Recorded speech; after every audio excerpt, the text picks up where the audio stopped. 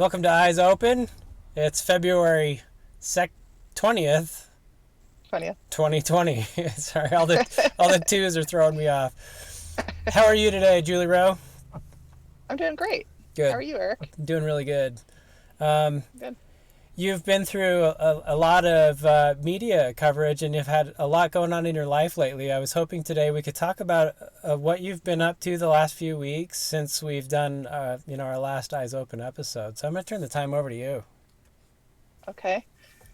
Lots of media, both on and off the record, Yeah. related to Chad and Lori Daybell as well as my own story. Before you go into it, can you tell us your motivation for reaching out to all these media sources or consenting to their reaching out Yeah, to you? Yeah. absolutely. Because I am both a truth seeker and a truth speaker.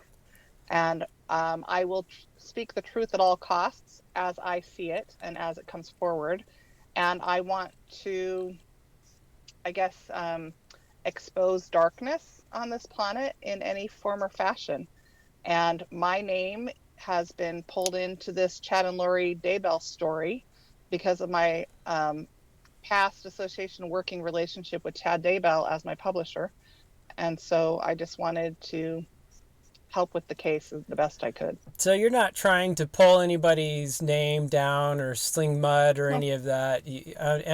And as far as speaking truth, as you mentioned, are you? I mean, it sounds like you'll do that at any cost, whether it's your friends, whether it's your church, your faith, your whoever, Right, right? right. I've lost a lot in the last 6 years for going public with my story and speaking my truth. And I would do it all over again, Eric, because I know, at least in part, what my mission is on this planet, why God gave me the gifts he gave me, and why I had my near-death experience in 2004. And they sent me back to my body with a mission, and I will fulfill it at all costs, which means even when friends betray, I have to expose that. Or when people are making choices I don't agree with and they're trying to pull me into it. Or if there's something going on in the media, or the police, or anywhere else, the government on this planet, that's one of the reasons we started this Eyes Open channel to begin with, Right. was to speak truth and to reveal the darkness and to warn people on this planet what's going on. And that includes trolls on the internet that are hired by the government or anything else. Do you like doing this? Do you like exposing darkness? Oh, that's a tough question. Let me I be more. don't I don't like the process, okay? It's a Yeah. painful process, but I like the result because I don't like what the dark side does. Right. I don't like what they do. I don't like what they do on this planet or any other planet in the universe. Are you seeking your 5 minutes of fame through going to these media sources? Is that what this I is don't care about? about fame.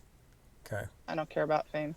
Actually, I'm a very private person, or used to be a private person, that has been taken from me since going public with my story. One of the reasons I dreaded the idea of writing a book or speaking publicly about my near-death experience was because I so totally love my privacy. And I've always thought it sounded horrible to be famous on any level because you don't have privacy and people talk trash on the internet and everything. No, that is not why I'm in it. And if anybody thinks I'm in it for that, they should take a look at what I have said publicly, and they'd realize that nobody does that. Um, it it makes no logical sense to do what I've done Right. if you're in it for fame, Right. Right.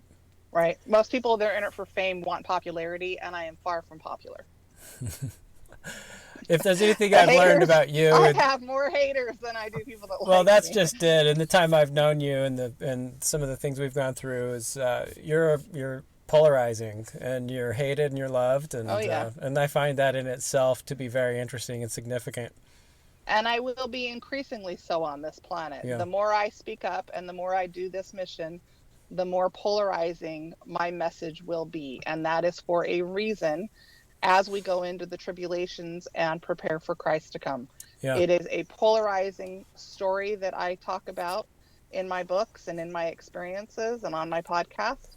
And that is how it was divinely orchestrated and being designed. Yeah. Well, I hope to touch on that here towards the end of this episode, but why don't we jump into some of the specific media coverage you've had and some of your Oh, experiences so far in the last few weeks. completely and totally utterly exhausting. Yeah. But again, I'm willing to do it because I want the truth out there. I've talked to Fox 13 several times, Fox 10 through text messages. I've had ongoing text conversations with Fox, NBC, ABC, and CBS, as well as People Magazine and Inside Edition. I've been contacted by HBO, representatives of HBO, A&E Entertainment, just about every news network, and a lot of smaller ones that are, trying to put programs together, television shows, things like that. And why are they reaching out to you? What have you gathered from your interviews with them? Well, the media wants their hand on it. This is a top story. And I've come out publicly on the podcast saying that I have worked with Chad Daybell. They would like an inside look into Chad Daybell and Lori and to try and understand their religious beliefs, their spiritual leanings. And I have, come out publicly that I know Chad and I knew Tammy and their kids. So. And what makes you feel qualified to be an inside voice to all these media outlets? Qualified. That's a funny word. I don't know. I'm not claiming I'm qualified. I'm just claiming I'm going to tell what I know. Well, fair enough. I mean, why should they give you the time of day? I'm not saying this to be difficult, because I actually believe you do have a really significant voice in this case. But I just wanted to hear from you why Julie Rowe has a voice in the Chad Daybell story. Well, because I knew Chad well. I met Chad in July of 2014 in person with Tammy and their children. But I was first contacted by Chad in February of 2014 when he offered to publish my book, my first book. Mm-hmm. And that book was written in 3 weeks. And then he edited it, and we did the final edits and additions in another 3 weeks. That book was written in 6 weeks and published May 14th of 2014. I had the second book written in 8 weeks, and it came out October 15th of 2014. So I worked with Chad very closely for a couple of years on my first 5 books. I have, 10 or 11 books out now. And so when you talk to someone every day or every 2 or 3 days, it was a working relationship, but we talked about deep things of a spiritual nature because he is visionary as well. And we compared notes and stories, and I shared with him some of the most sacred experiences of my life related to my near-death experience. And so we did become good friends as I shared with him, my tour of heaven. And he was the first person other than my husband that I told about the details of my near-death experience. I became very vulnerable to him, and I trusted him quite a bit. Mm-hmm. Mm-hmm.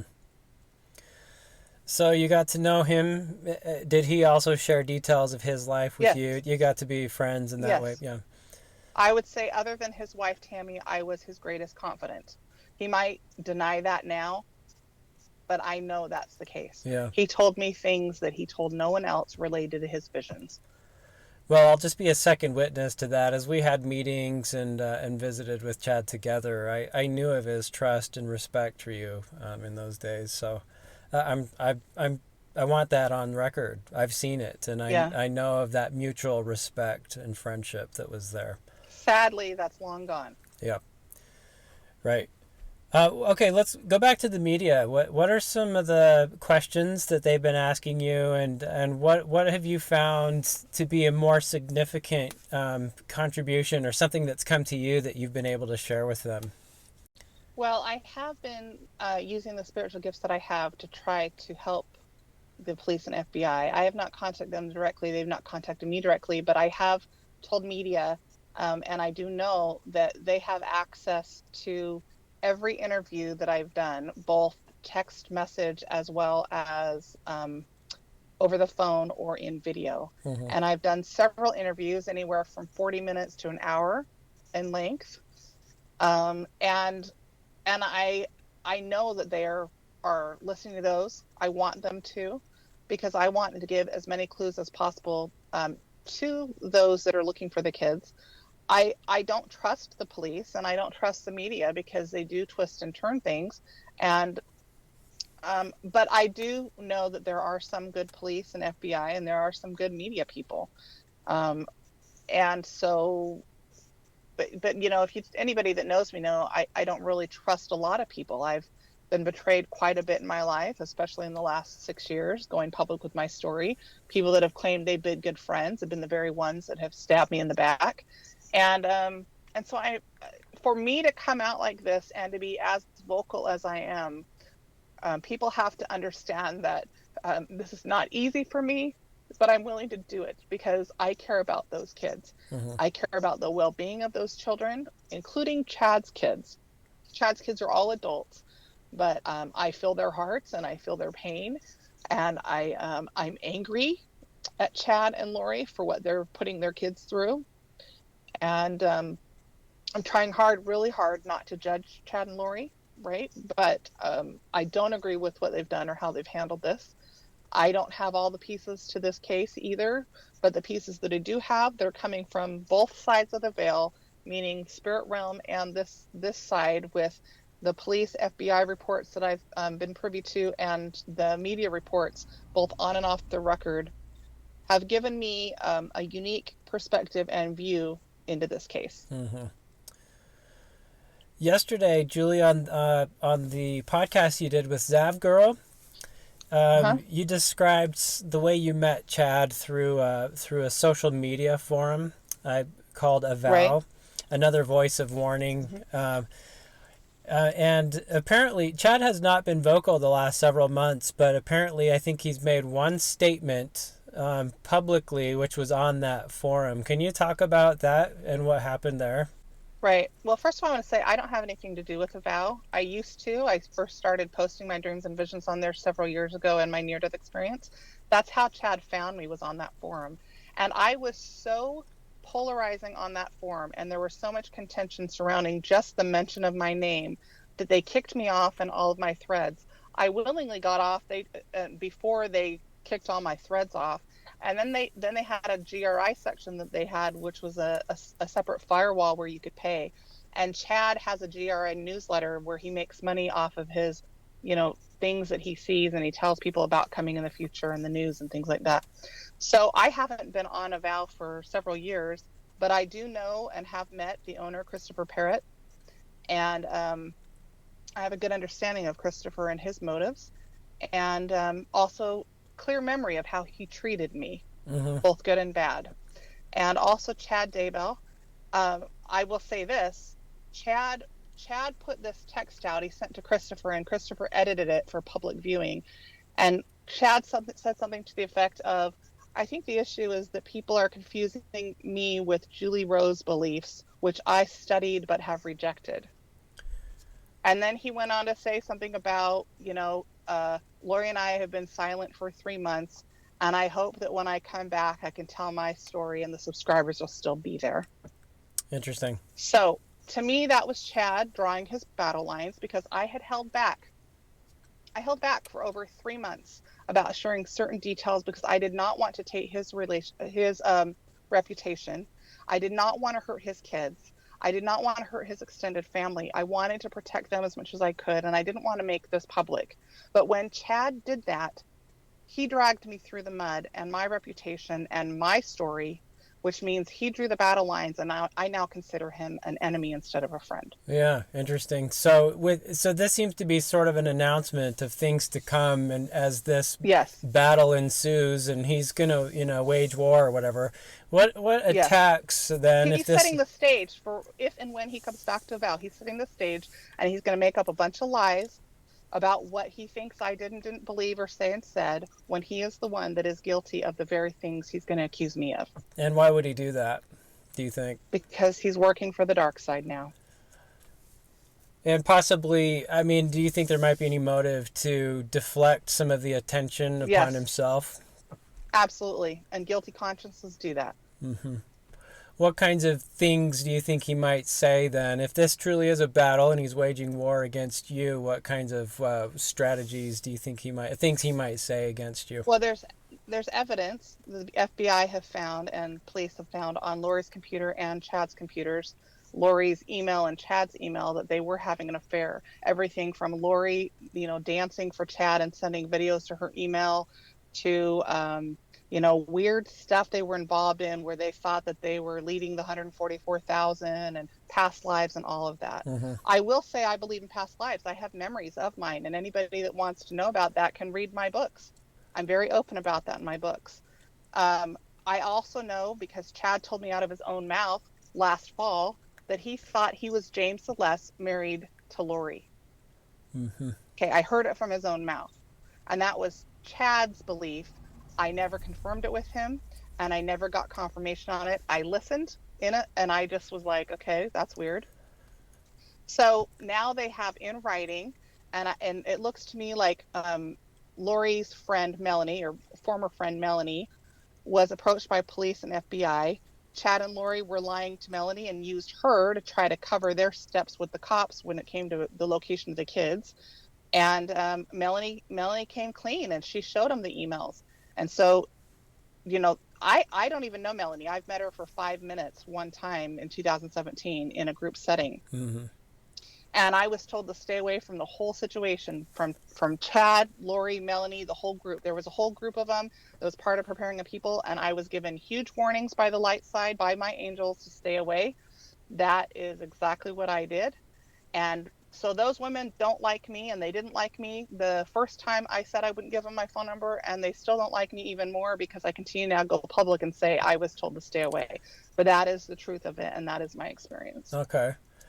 Again, okay, so going back to the question, what kinds of things do you expect Chad to come at you with then, as he makes announcements and statements in the future?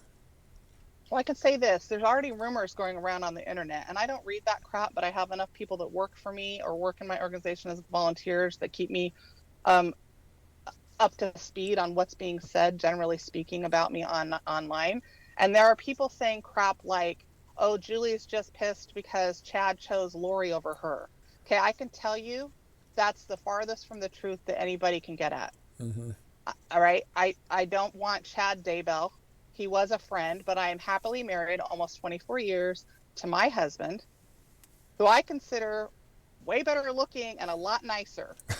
So anyway, this is not what it was about. But if there are people already making that stuff up on the internet, then it would not surprise me. I put nothing past the dark side for Chad to come back with some kind of accusation about me having sexual misconduct or something like that, because his hands have been caught in the cookie jar. Right. One thing I've known about your organization is, and for your own safety and security, you've needed bodyguards and people to watch you in Yes. public events to protect your safety. I wonder, Yes. I've just wondered myself if he's going to say something about, oh, she's got all these bodyguards, Right. It wouldn't surprise me because he's been on the inside. He knows. He knows who my bodyguards are, at least probably half of them. I have about 15. And I use the same 6 most of the time. Sometimes I have 8 in an event. And I have 3 in particular that travel with me regularly. And they book the room most of the time. If I book a room, they'll make sure I get to my room okay. If I am in a certain location like Utah or Idaho, I usually have them book the room so that nobody knows that I have the room. So I wouldn't put it past Chad one bit, or anybody else that did their research. But I will be completely honest and forward and straightforward on what I do. I travel, and when I go to Utah, Idaho, or Arizona, I have bodyguards. Mm-hmm. And I have ever since 2014. Okay. And nothing, just for the record, I know your heart and I know you, but is there anything fishy going on there with bodyguards or anything like that? No. Okay. No. Just clearing And my that. husband and I talk openly about it. He knows I have security. He knows I have bodyguards. I talk to him every time I travel. I check with him 2 and 3 times a day. I'm in meetings throughout the day. No. Okay. Fair enough. Do you see any other comments or anything else that might come from Chad or others against you in this whole matter of Chad's Daybell's stuff with Lori these past few months before we move on? Well, and I would basically say nothing will surprise me. There have been so many lies said about me in the last 6 years. nothing surprises me anymore. I'm not going to take the time to delineate on every single lie that's been told or is being told, because that's a waste of our energy. I want to put positive energy out there, but I will say, don't believe what you read. I'm also not going to allow people on. I was letting comments on my Facebook page. By the way, I don't get on Facebook, so those of you that are commenting and you think you're hurting my feelings, I don't get on my own Facebook page. That is a page that I have my staff run for me. I text them the quotes or the pictures, and they put it on Facebook, Twitter, or Instagram. Okay. So I don't even have the passwords to any of those accounts. And just to That's clarify, how little social media I do. right, I need to clarify one thing there. It's always in my name. These people posting, we wanted to protect their identity, and where my name is already public, so all these posts will appear as Eric Smith They'll appear posted as it. Eric Smith's doing them. But we have an entire staff. Believe it or not, folks, I actually have some true friends on this planet that believe my story. I have moderators that handle all of the accounts, including our YouTube channel and everything. Eric oversees it. They answer to Eric. All right. I post it and send stuff to him, but Eric has been kind enough to basically manage the social media for me. And so this is very much a team effort.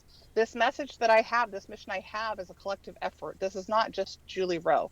These are like-minded individuals who are believers in my message and in the need to prepare for final days that are coming before Christ comes. And I'm grateful for those volunteers, the ones that work behind the scenes, and they work tirelessly. Some of them, even the women that do the memes for me, right? I don't have time to make memes. Right. I have 2 women that make memes for me, and they do an awesome job.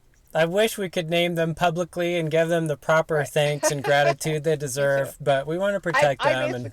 I basically send them quotes, and they put it in a meme, or they get it from my podcast, or they get it from my books or my blog. So they're all legitimately my quotes that I'm coming up with, but they're making it look pretty. That's right. They're good at it. We should wrap up soon, but do you have final thoughts on the Daybell stuff before we end on a more positive note here? Well, my heart goes out to all the families and all the friends that are involved in this. It really is heartbreaking to me. I've gone public with this with the media, but it's always interesting to me what the news channels will say, because they only have a few minutes they can tell a story. And they'll take like 30 seconds to a minute or two of video from me when I'm like my most angry in the middle of a conversation. But I've had a 40-minute or an hour conversation with them, and they just take that one clip.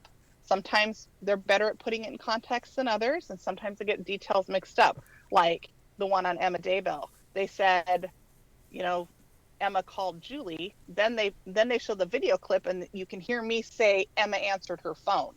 Well, how did Emma answer her phone if she called me? No, what happened was I told them I called Emma. That's what happened. But they flipped. Right. They flipped it, and that changes the context. It changes the content, and it changes the truthfulness of what I said. I don't think they did it on purpose in that case. Right. And I did explain a little bit why I said Chad's kids are brainwashed and some other things, and I'm not going to go into that right now. If people want to know about that, they can listen to other media I do, or they can, go listen to Zab Girl or whatever, because she had me on for over an hour. So. Right. Okay. Well, on this final note, then, I just want to mention, what was it? 2008. You're so much better at dates than me, but for Tragedy to Destiny was written under your contract with Spring Creek Books. Came out in 2016 or 17. I'm trying to remember now. Yes. I think it was. I can't remember.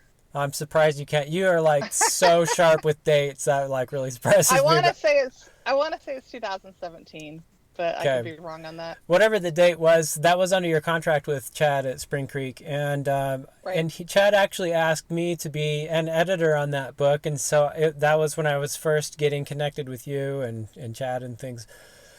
And I enjoyed editing the book, and I had special experiences reading your experiences on the other side of the veil, went through your near-death experience, and your powerful descriptions of what's there, but also of future things to come in the world and in America. And to me, it was a beautiful experience. Your experience is a beautiful experience and touched my heart. since things have kind of gone the way they have with Spring Creek Publishing, I just wanted to let the public know. I'm going to switch over to my face here since I'm talking so much. Let the public know that Julie and I have discussed this at length and felt that in that original writing, Julie's voice was lost from the original narrative. And, and that's fine. That's what happens with publishers. They have that right to screen and filter and remove and add and do what they need to do. But your voice was lost, and I knew that. And some content was lost and softened for a suitable audience as Chad saw it. So anyway, as Julie and I have talked about this, and Chad released rights back to both of us for the books that we've written together and that Chad and Julie wrote together, we have those rights. We have formal documentation of these rights being returned. We decided to rewrite that book, rebrand it, give it a new name, and best of all, bring back your voice and bring back the content that was lost. So I just wanted to mention this and announce this and let you say anything you want to say about that process in that book. Right. Well, I have to tell you, I saw this coming for a while. I've known for probably 2 years that the day would come when I'd have to add some stuff, change it, rewrite it, do a different cover. I wasn't entirely sure that I had to do a new title, but that came to us last week. Mm-hmm. So we do have a new title on it. It's called A New Revolution, A Vision of America's Future. That was just up on Amazon last night. So you can check that out on Amazon. You can go to julieroprepare.com or any of my other social media on Twitter, Facebook, or Instagram to see a link for that. If you're interested in it, it is about my 2004 near-death experience, what I experienced in my tour of heaven, and what I was shown as coming to the United States of America and the rest of the world. And that is one of the reasons I am speaking out, is because I want truth to be told, and I want you guys to know that I will do it at all costs. And the timing of this is very interesting to me, that because of Chad Daybell, I am in the news. And if you were to read my biography, you would see that Eric and I wrote in that biography that came out. Actually, I think that's what came out in 2017. Maybe the Tragedy of Destiny came out in 2016 and the biography came out in 2017. That feels about right. We wrote in there that we saw that other media was going to come. And so those of you that have read that biography can go back and look at those ending chapters and see where we talk about that. Right, that's right. If anybody wonders if I can really see the future. Right. We have it in black and white. It is in print. And I just want to add to this that whatever you've said publicly is all part of your mission. But in my own opinion about you, your purpose on this earth, it's encompassed in this book, New Revolution, and your witness of events to come and your witness of heaven and what that's like there. To me, it's a beautiful account, a beautiful experience. You can put all the rest, the podcasts and everything else are good and they're helpful and they relate to your mission. But this book to me is at the core of you and your experience and what you're supposed to tell the world right now. So I want to encourage everybody to go and check out that book, New Revolution, and find out what Julie's seen in past, present, and future. It's a beautiful book. Thanks, Eric. Well, I can tell you that book has come with blood, sweat, and tears. Yeah. And I suffered a lot to be able to write that book. And if anybody had any idea what I went through just while I was in the hospital that first time, let alone any of the other near-death experiences I've had, or any of the other adversarial attacks or the health issues I've had, you would know that this has come at great cost. And so I hope that you will take it seriously. You will know that my motive is to help you and to speak truth and to warn and to help people get ready for war in America, because it is coming and it will happen in my lifetime. And I think it'll happen before I'm 50 and I'm 47 years old. Yeah, true. I agree with that. Thank you, Julie. Well said. Any final comments or before we conclude here? I just want to send my love to everybody. I know this is hard. We all have hard things that we do in our lives. We're all going through difficult times.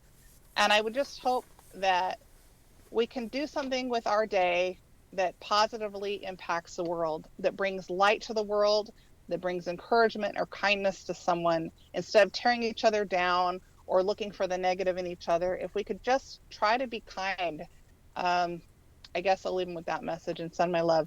I love Thanks, it. Eric. That's a great note to end on. Thank you, Julie. Thanks for Yeah. watching Eyes Open, and we'll catch you all next time. Thanks. Yeah. Thanks.